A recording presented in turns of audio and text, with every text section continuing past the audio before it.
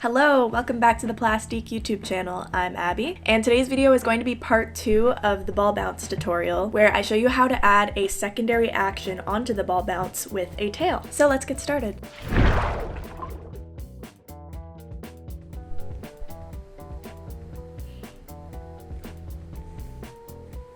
Let's start by turning our arc back on and adding a new layer. I'm gonna name this one Rough Tail.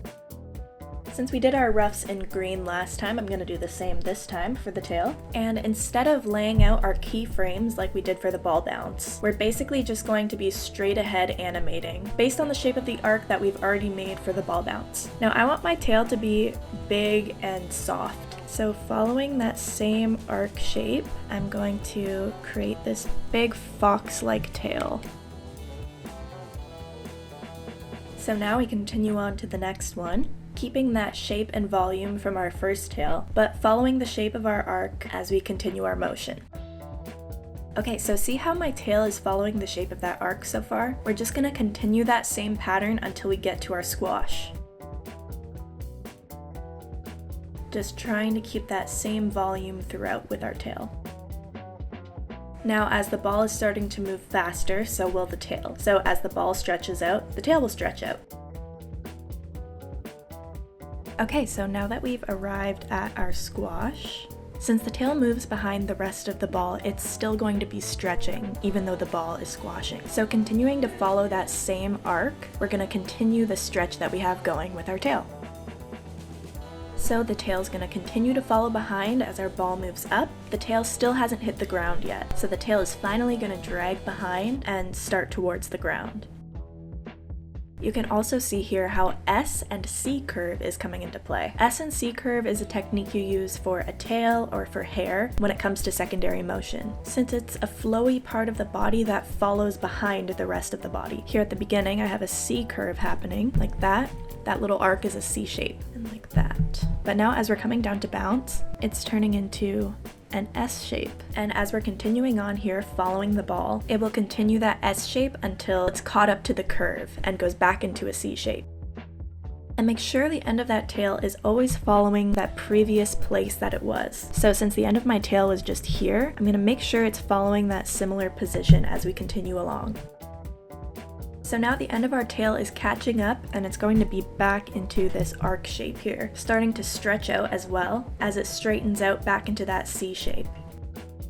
We'll keep a little bit of curve on the end of that tail to follow the previous position that it was in. And now at our next drawing here, since it was so close in the previous drawing to being straight, it's now ready to be back at a straight point at the end, following the curve of the arc that we're trying to follow from the ball. And we're coming back into that C shape. And as we're straightening out here, our tail is becoming more taut, so it's going to have a slight stretch on it. And now that we're back at that bounce, we're going to be heading back into an S curve. So it's still following behind, it's still pulling, but the tail is not quite at its squash yet, where it makes the full S shape that we saw previously. Back here.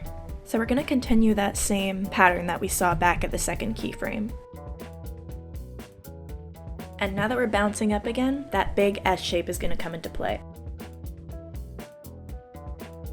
The tail continues to fall behind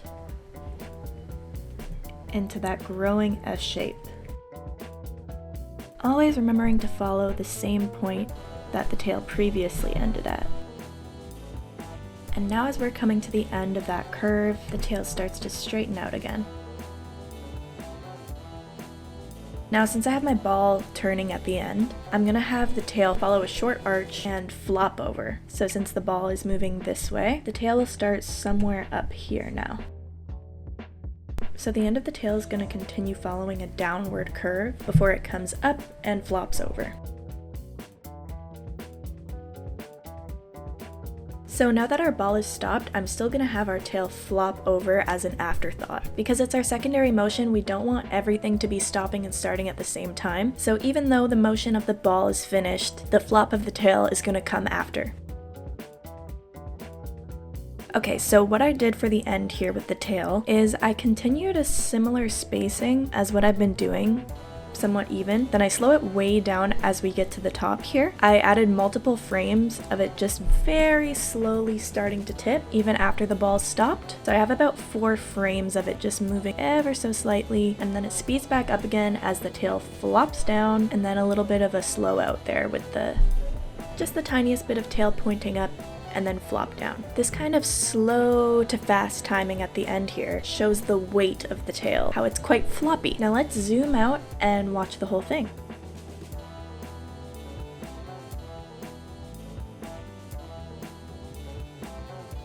See how the tail is still following the arcs, but just behind the main motion of the ball. And let's see it without the arcs.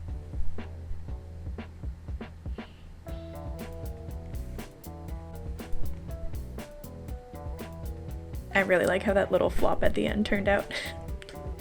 Blop. Okay, so since my animation right now ends right at the very end of the canvas, I'm gonna scooch everything into the center. Now, how you do that is just make sure all of your keyframes are selected. You can close up the stroke folder here, then head to object mode, then click move, and you can shift everything together.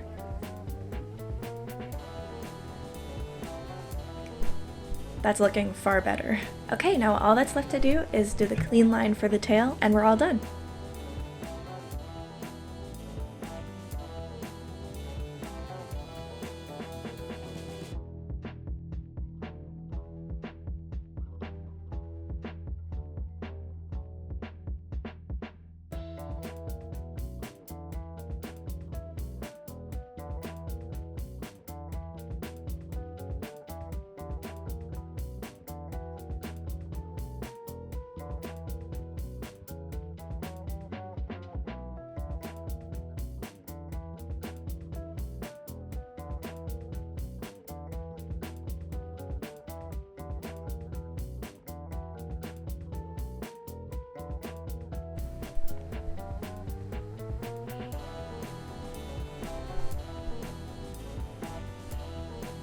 Okay, and here we have our final ball bounce with tail secondary action, clean version, not explicit.